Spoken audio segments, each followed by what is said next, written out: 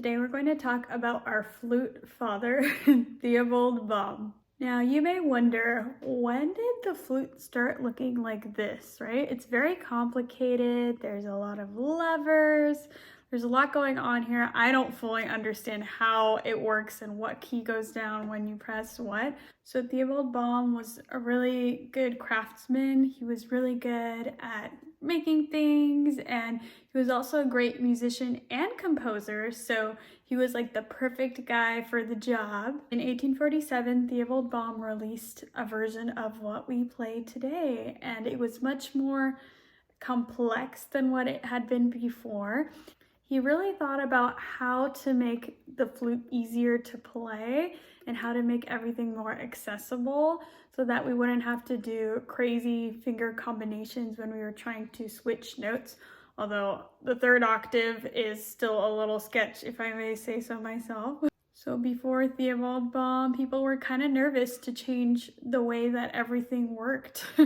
And so he was kind of like the brave one to take it on and to completely change it, because, you never know if people will actually want to relearn how they play the flute, right? And it's kind of funny because now this is like the Western standard flute that we use in orchestra and band and in jazz, everything.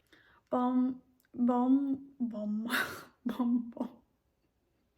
And Quantz is actually the one who came up with the sliding end of the flute that you can use to tune it. So he was the one who came up with that.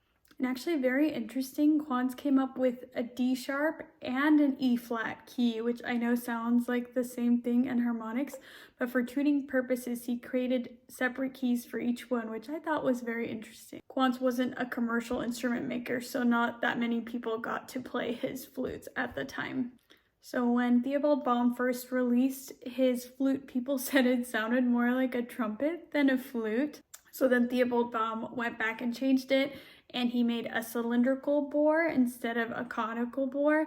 And he also changed the material from wood to metal, which he did for the sound. He felt it had a more powerful sound when it was made out of metal. So the Baum flute wasn't patented in America. And so in the 1880s, William S. Haynes made kind of a version of the Baum flute. And these were played by members of the Boston Symphony Orchestra. In the 60s, Albert Cooper went in and changed the tuning to make sure it was at 440. So yeah, very interesting stuff. Did you know that about the flute and that it's gone through so many changes?